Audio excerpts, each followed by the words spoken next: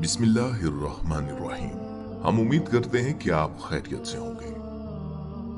पिछले 1 साल से शादी के बाद अब तक मेरा निहायत ही बुरा हाल है। मेरी बीवी एक पागल है।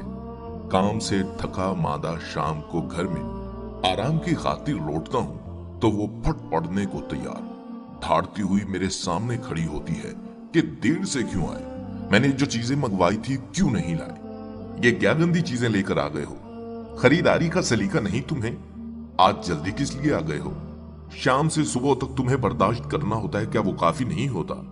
चुनाचा मैं दोस्तों के मजबूर करने पर एक बुजुर्ग से मिला और अपनी सारी कहानी उन मोहतरम बुजुर्ग को सुना डाली।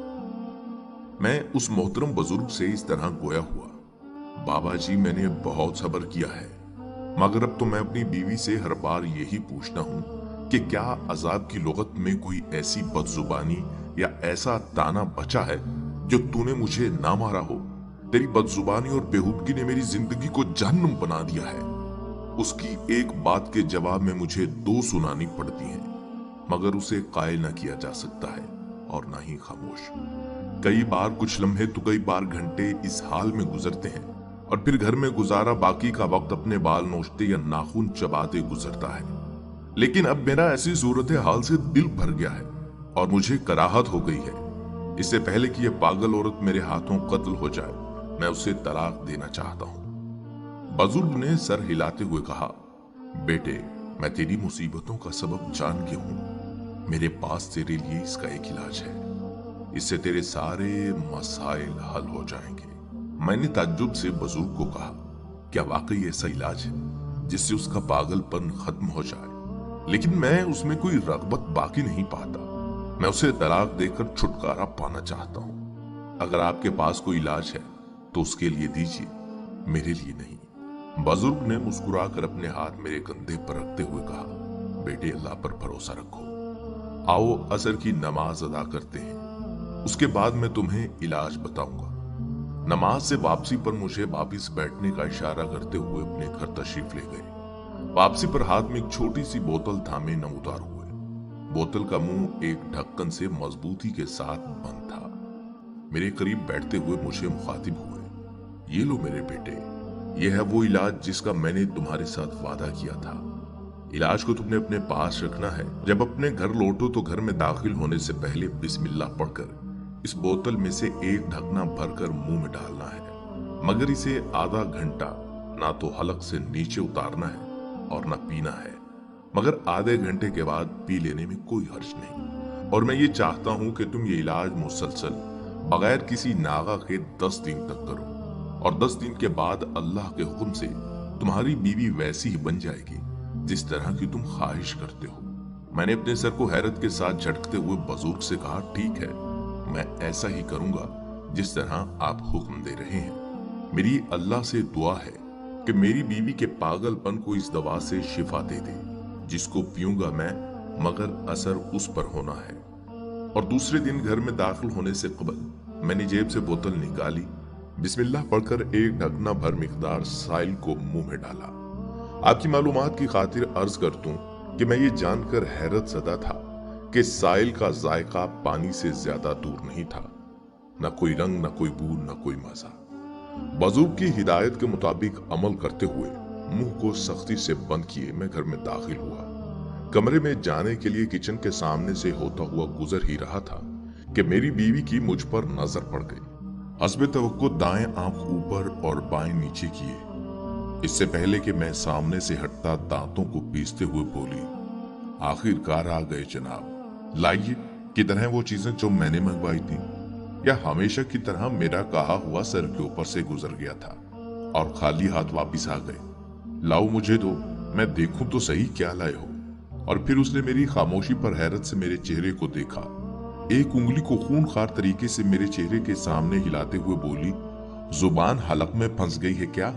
मौका मिलते ही मैं कमरे की तरफ दौड़ा ताकि जाकर इलाज का आधा घंटा गुजारूं। हालांकि मुझे पूरा यकीन था कि शेख साहिब के इलाज का मेरी बीवी पर कोई फायदा नहीं होना, खास तौर पर आज तो बेअसर ही रहा। दूसरे दिन घर में दाखिल होने से कबल वही इलाज दोहराया।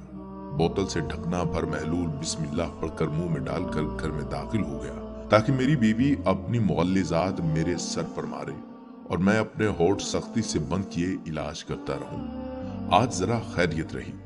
घर वाली बगौर मेरे चेहरे को देखती रही, शायद मेरी खामोशी का सबब जानने की कोशिश कर रही थी। चंद लम्हे खामोश रहकर आहिस्तगी से बोली, खाना खाओगे? लाऊं? और फिर 5 दिनों के बाद बुजुर्ग के पास बैठने से कबल मैंने उन्हें सलाम किया और फिर पूछा, बोतल में क्या डाला था आपने? बुजुर्ग मेरे चेहरे को देखकर मुस्कुराए और बोले, बेटे पहले अपनी सुनाओ, मेरे इलाज ने कोई असर भी दिखाया है या नहीं? मैंने अपना सर ऊपर से नीचे की तरफ हिलाते हुए कहा, ये कुछ हुआ इन दिनों में और ये सूरत हाल है अब तक की।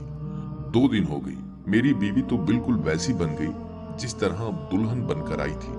अब तो बताइए क्या डाला था आपने उस बोतल में?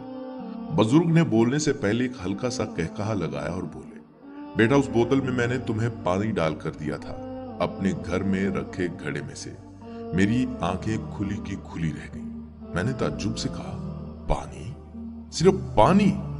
क्या उस बोतल में कोई दवा नहीं थी, सिर्फ पानी था? अच्छा, बरकत के लिए कम से कम आपने अपना लुगाब तो जरूर डाला होगा। आखिर मेरी बीवी को किस तरह शिफा मिली है इससे?